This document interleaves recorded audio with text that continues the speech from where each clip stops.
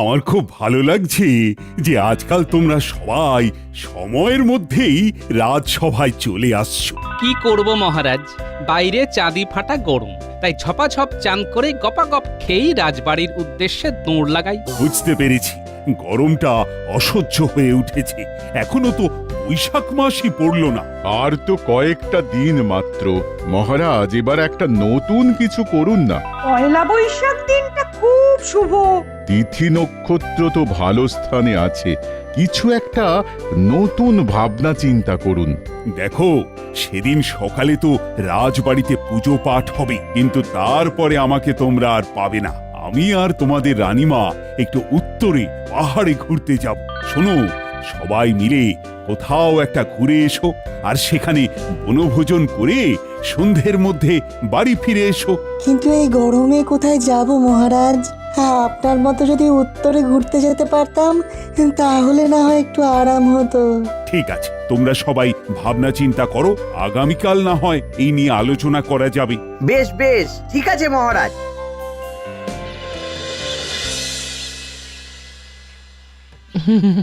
এই দেখো, সামনে পয়লা বৈশাখ।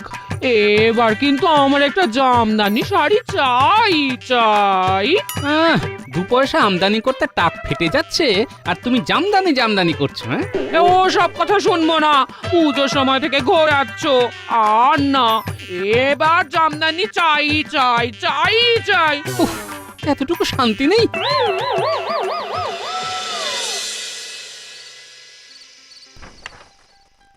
এই শোনো না, কি হয়েছে বলো। বলছি কি, অনেকদিন তো কোথাও ঘুরতে যাইনি, আমাকে কোথাও একটা ঘুরতে নিয়ে চলো না। উফ, শুরু হয়ে গেল। উঠতে গেলে শাড়ি আর বসতে গেলে ঘুড়ি। সারাদিন বায়না আর যখন তখন গয়না, আর সয় না। দেখো, তুমি যদি আমাকে ঘুরতে নিয়ে না যাও তাহলে আমি একাই বেরিয়ে পড়বো, আর ফিরবো না, এ বলে দিলাম। আরে একটু সবুর করতে শেখো, আগে ভাতাটা তো পাই, তারপর ভেবে দেখবো।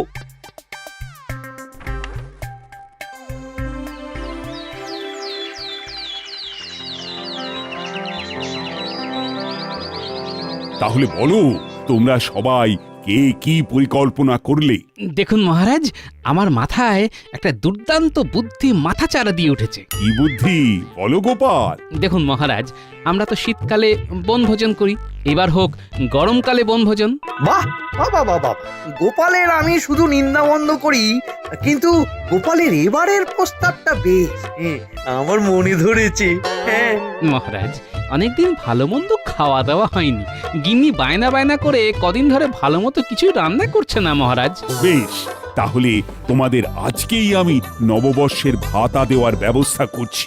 সেই অর্থ খরচ করে তোমরা বনভোজন করে কাপড় জামা কিনো। জয় জয় মহারাজ মহারাজ কৃষ্ণচন্দ্রের কৃষ্ণচন্দ্রের জয়।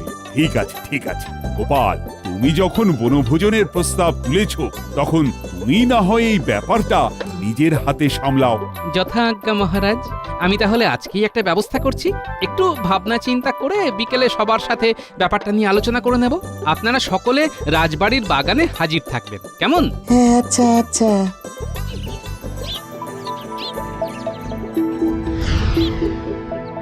উফ, মন্ত্রীমশাই, কতদিন পরে আপনার বাড়িতে পাত পেড়ে খাচ্ছি। এই গরমের মধ্যে আমের চাটনিটা কিন্তু জমে গেছে। আজকাল তো আর ডাকেন না আমাদের, বড্ড কিপটে হয়ে গেছেন। আগে হাত ভরে রোজগার ছিল, পাত ভরে খাওয়াতাম আর হাত খুলে খরচ করতাম, কিন্তু এখন গোপাল এত ধরিবাজ হয়ে গেছে যে কি আর বলবো। দেখুন, ছোট মুখে একটা বড় কথা বলি, আপনি না হয় টাকা পয়সা চুরি করেন, গোপাল মহারাজের মন চুরি করে। আর বারবার দাও মেরে বেরিয়ে যায়। তাই এবার আপনাকে চোরের উপরে বাটপাড়ি করতে হবে। মানে গোপাল নাম কেনার চেষ্টা করবে, কিন্তু আপনি সেটা বদনাম করে দেবেন। আর সেটা করবেন। সাব্বাস, এই তো চাই।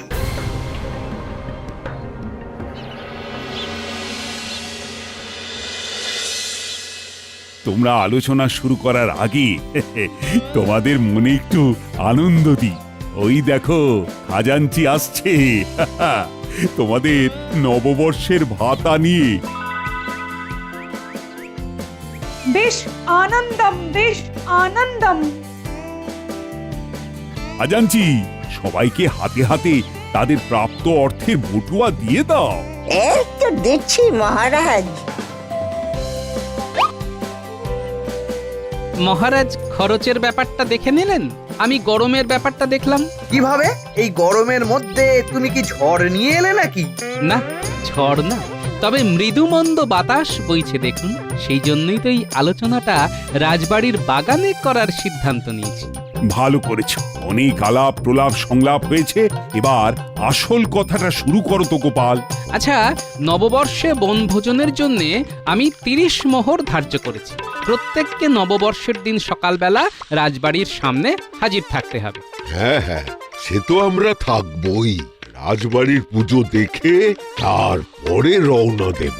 তারপর বেলায় আমরা দক্ষিণ দিঘির পাড়ে যে সুবিশাল আমবাগান আছে সেখানে বনভোজন করব। আমরা যাব কিভাবে? গরুর গাড়ি করে। শুধু আমরা সভাসদেরা নয়, অনেক গ্রামবাসীও যাবে। আগের দিন সব মালপত্র, রান্না জিনিসপত্র জায়গায় পৌঁছে যাবে। বাহ, কি কি খাওয়া হবে? ওই তো ওই বাসমতি চালের ভাত, কাতলা মাছের মাথা দিয়ে মুগ ডাল, ইলিশ ভাপা, আমের চাটনি, পাঁপড়, দই আর রসগোল্লা। ওফ, শুনেই জিভে জল চলে এলো। তাহলে আপনারা যারা যারা এই বনভোজনে অংশগ্রহণ করবেন তারা তারা আমাকে 30টা করে মোহর দিন। বুঝলে গোপাল, আমি না তোমাকে আগামীকাল দেব। বেশ, তাহলে আমি এখন আসি, আর দেখি কোনো গ্রামবাসী আমাদের বনভোজনে অংশগ্রহণ করতে রাজি হয় কিনা। ব্যাস, তাহলে তো তোমাদের নববর্ষের একটা হিল্লে হয়ে গেল। হ্যাঁ গোপাল দাদা, তুমি যখন পুরো ব্যবস্থা করছো তখন আমাদের আর কোনো আপত্তি নেই। তোমাকে কালকে সকালেই আমাদের বনভোজনের চাঁদাটা দিয়ে দেব। বেশ বেশ। আরে গোপাল দাদা, তুমি যখন এই বনভোজনের দায়িত্বে আছো তখন আমাদের আর চিন্তা কিসের? তাহলে তোমরা নববর্ষের দিন সকাল সকাল রাজবাড়ি চলে এসো, পুজোর প্রসাদ খেয়ে আমরা রওনা দেব, কেমন? আচ্ছা গোপাল দাদা। তাহলে মোটামুটি 20 থেকে 22 জন লোক হচ্ছে।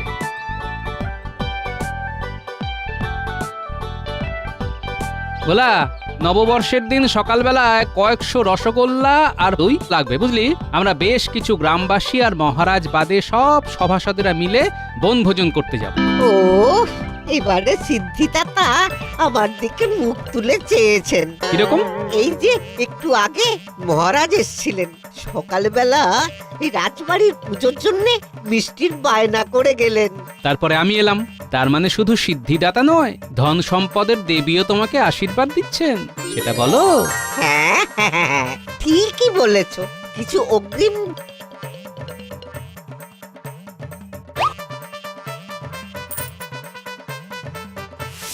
হ্যাঁ হ্যাঁ হ্যাঁ, তোমার কথা মতো আমরা 5টা গরুর গাড়ি নিয়ে সকাল সকাল নববর্ষের দিন রাজবাড়ির সামনে পৌঁছে যাব। হ্যাঁ, কিন্তু তার আগের দিন একটা গাড়ি নিয়ে আমার বাড়িতে আসতে হবে। শাক সবজি, চাল, মুদিখানার সব জিনিসপত্র আগের দিন নিয়ে যাবে। মাছ আর মিষ্টিটা পরের দিন সকালে আমাদের সাথে যাবে। আর হ্যাঁ, নববর্ষের দিন তোমরা গাড়ি রেখে আমাদের সাথেই বনভোজন করবে, তার জন্য কোনো অর্থ লাগবে না, কেমন? বেশ গোপাল দাদা, বেশ। হ্যাঁ,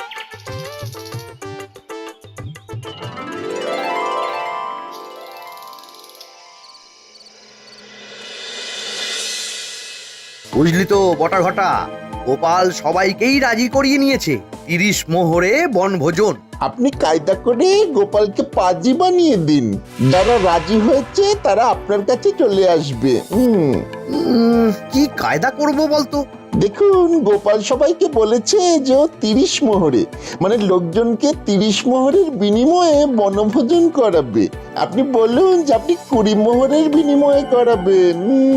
কিন্তু এতে তো লোকসান হয়ে যাবে আমার। এত কম খরচে অত ভালো মন্দ খাওয়াবো কি করে? বাটপাড়ি করে। মানে শুনুন তাহলে, বাহ, বাবা বাবা বাবা, বেশ জব্বর ভাবনা ভেবেছিস তো। হ্যাঁ, তাহলে কালকে থেকেই কাজ শুরু করে দিন। নিশ্চয়ই নিশ্চয়ই।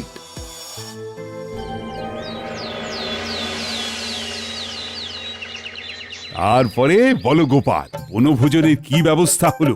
মহারাজ, সব ব্যবস্থা হয়ে গেছে। সমস্ত বাজারে দোকানে দোকানে আমি বলে দিয়েছি, নগদ অগ্রিম দিয়ে এসেছি। ব্যাস, তাহলে তো আর কোনো চিন্তাই নেই। সবাই গোপালকে 30 মোহর করে দিয়েছো তো? মহারাজ, আমি দিইনি, কারণ আমি গোপালের সাথে যাব না বনভোজনে। সে কি মন্ত্রী মশাই, আপনার আপত্তি কোথায়? গোপাল, তুমি কি বনভোজনের ব্যবস্থাপনায় কোনো ত্রুটি রেখেছো? না তো মহারাজ, সব ব্যবস্থাই ঠিক আছে। গরুর গাড়ি বলা আছে, গরুর গাড়ি ওখানে রাখার জন্য সুন্দর জায়গা রয়েছে। আগের দিন চাল ডাল তেল নুন মুদিখানা আনাজ হাঁড়ি পাতিল সব পৌঁছে যাবে, আর পরের দিন মাছ আর মিষ্টি নিয়ে যাও। বাহ বাহ বাহ, এ তো সব গোছানো ব্যাপার। তাহলে মন্ত্রীর সমস্যা কোথায়? না, এসব বলতে পারবো না। যা বাবা, কি আর করব বলুন, আপনাকে তো আর ধরে বেঁধে নিয়ে যেতে পারবো না। তাছাড়া একজন না গেলে কিছু যায় আসে না। এই, তোমরা ঝগড়াটা বন্ধ করো তো। দেখো, গোপাল 30 মোহরের বিনিময়ে তোমাদের সবাইকে নিয়ে যাবে, কিন্তু তোমরা যদি আমার সাথে যাও তাহলে 20 মোহরের বিনিময় নিয়ে যাব, বুঝলে? এ কি, তাহলে আপনি আমাদের শুধু বলছেন কেন? বাকিদেরকেও বলুন। না, বিজ্ঞানী আর সভাকবি গোপালের নেওটা, তাই ওদের বলছি না। তোমরা এক কাজ করো, বুঝলে, গ্রামে গ্রামে গিয়ে বাড়ি বাড়ি গোপনে এই খবরটা পৌঁছে দাও, আর বলো যারা যারা গোপালকে অর্থ দিয়ে দিয়েছে তারা যেন গোপালের কাছ থেকে সেটা নিয়ে নেয়। বেশ বেশ, ভালোই হলো। 10 মোহর কমে ব্যবস্থা হয়ে গেল, কিন্তু খাবারের গুণমান খারাপ হবে না তো? সব ভালো হবে, সব ভালো হবে। গোপাল গরুর গাড়িতে নিয়ে যেত, আমি ঘোড়ার গাড়িতে নিয়ে যাব। আমি তো আর গোপালের মতো ভিতরে ভিতরে অর্থ নিজের ট্যাকস্থ করছি না। আমি সৎ নিষ্ঠাপরায়ণ ব্যক্তি। যাও যাও, তোমরা এগিয়ে গিয়ে গ্রামবাসীদের কান ভাঙিয়ে দাও, যাও। বেশ বেশ বেশ। ও, তাহলে তো বেশ ভালোই হলো। ঠিক আছে, আমি গোপাল দাদার কাছ থেকে টাকা পয়সা সব চেয়ে নেব। হ্যাঁ, কিন্তু ব্যাপারটা খুব সাবধানে আর গোপনে করবে। হ্যাঁ হ্যাঁ।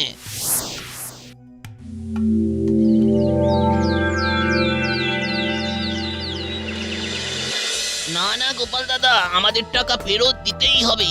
হ্যাঁ হ্যাঁ, আমরা অন্য জায়গায় অনেক সস্তায় বনভোজন করব। হ্যাঁ হ্যাঁ গোপাল, তুমি আমাদের 30 মোহর করে ফেরত দিয়ে দাও, আমরা বাকিটা বুঝে নেবো। এ কি করে সম্ভব? আমি তো সব দোকানে অগ্রিম দিয়ে এসেছি। যদি না ফেরত দাও, ঠিক আছে ঠিক আছে, আপনারা দাঁড়ান, আমি দিচ্ছি।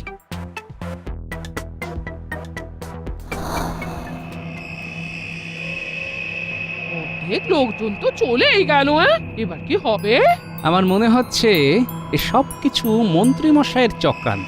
যাই হোক, কাল বাদে পরশু নববর্ষ, যে কজন আছে তাদের নিয়েই আমরা বনভোজন করব।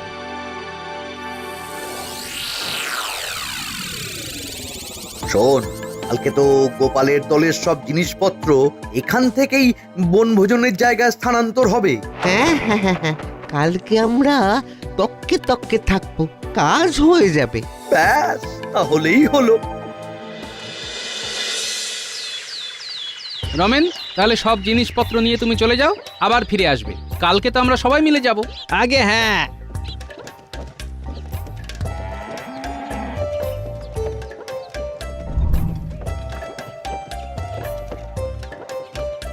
গারোয়ান ভাই, গারোয়ান ভাই, দাঁড়াও দাঁড়াও। কি হলো বাটা? আর বললো না, একটা লোক খুব অসুস্থ, ওকে একটু ধরে পাশের দাতব্য চিকিৎসালয়ে নিয়ে যেতে হবে। তুমি একটু সাহায্য করো ভাই। আরে আমার মেলা কাজ, অনেক দূর এই জিনিসপত্র নিয়ে যেতে হবে বুঝলে। বেশ, মানবিকতা আর নেই, বুঝেছি। তোমার যদি বিপদ হতো। ওহো, কি মুশকিল। আচ্ছা ঠিক আছে চলো। নেমে এসো, আর আমার সাথে এদিকে এসো। গরুর গাড়ি ওই রাস্তায় ঢুকবে না। কি আর করা যাবে, চলো। এবার হবে অদল বদল পালা।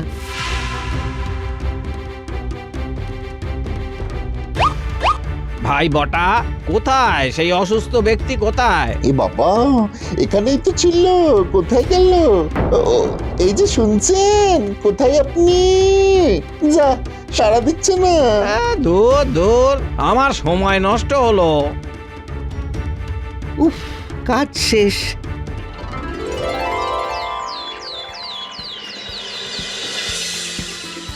সবাইকে শুভ নববর্ষের শুভেচ্ছা জানাই। শুভ নববর্ষ মহারাজ। ভালোভাবে সবাই বনভোজন করো, আর আমিও পাহাড়ে ঠান্ডায় ঘুরে আসি। সবাই একসাথে বনভোজন হবে না মহারাজ, দল ভাগ হয়ে গেছে। 20 মোহরে কেউ এক মহান ব্যক্তি অনেককে আলাদা করে নিয়ে যাচ্ছেন। সেই মহান ব্যক্তি আমি। সবার জন্য ঘোড়ার গাড়ির ব্যবস্থা করেছি, আর একই জায়গায় বনভোজন করব। আমি গোপালকে দেখিয়ে দেব যে আমি কত বড় দায়িত্ববান। তোমরা যা ভালো বোঝো করো না, আমি তোমাদের এই সাপে নেউলে ঝগড়ায় নেই। তাহলে আর দেরি কেন?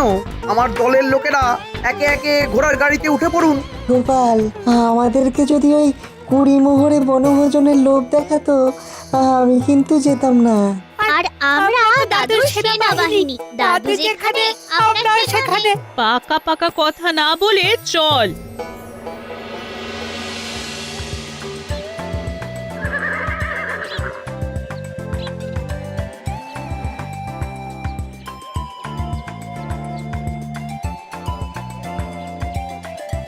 কি গোপাল দাদা, এ তুমি কি চাল এনেছো? সবই তো পোকা চাল। কি বলছোটা কি? আমি তো বাসমতি চাল আনিয়েছি। এ কি ডালেও তো পোকা? কি বলছো কি, ডালেও পোকা? আমি তো ভালো সোনামুগ ডাল আনিয়েছি। এ কি গোপাল, আমরা পোকা চাল পোকা ডাল খাবো? এই যে রমেন, তুমি তো ভাই সব জিনিসপত্র গতকাল নিয়ে এলে, তুমি কিছু করনি তো? সত্যি কথা বলো কিন্তু। আরে বিশ্বাস করো, আমি কিছু করিনি। তোমার কথা মতন তো সব চাল ডাল নিয়ে এলাম। দেখছো তো, গোপালের সাথে বনভোজন করলে কেমন পস্তাতে হতো। হ্যাঁ, তাই তো দেখছি আমরা ঠকে যেতাম। শুধু গোপাল দাদা, একটা ব্যাপার হয়েছিল কালকে।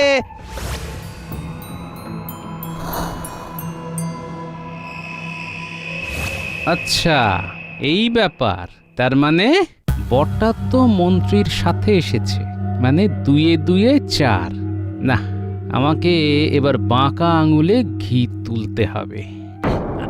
আমি খুবই দুঃখিত। আমি এক্ষুনি কাছাকাছি কোনো ভালো দোকান থেকে চাল ডাল আনার ব্যবস্থা করছি। ভাই রাধুনি, তুমি বরং মাছটা আগে বানিয়ে নাও। আচ্ছা। ন্যাপলা গুলটে, তোরা কানে কানে একটা কথা শোন। বলো গোপাল দাদু। মজা জমে উঠেছে। যাই, আমি গিয়ে ব্যাপারটা দেখে আসি।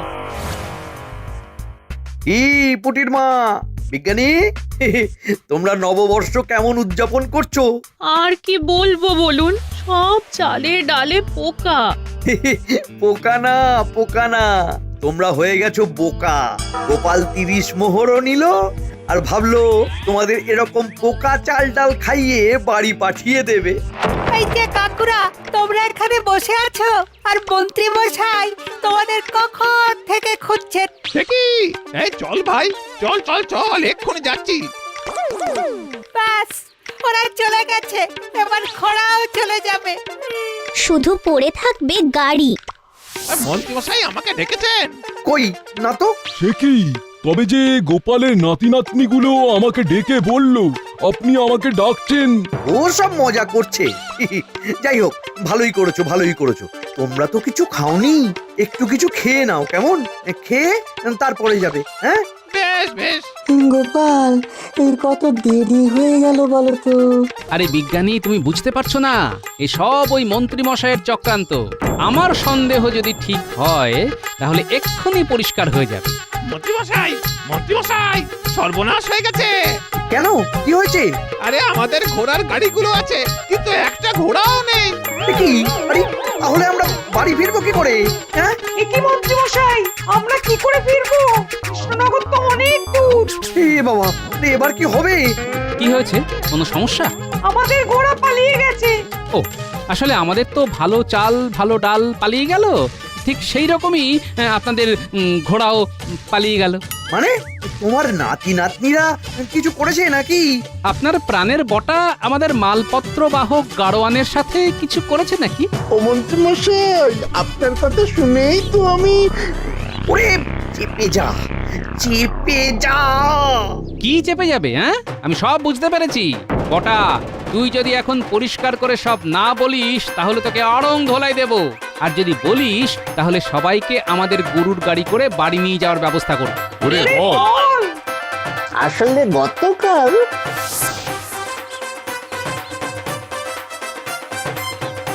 ছি, ছি, ছি, ছি, মন্ত্রী ছি মশাই। ছি মন্ত্রী মশাই, আপনি এত নীচ মানসিকতা। আমরা 10 মোহর কমের জন্য আপনার দলে এলাম আর আপনি এটা করলেন?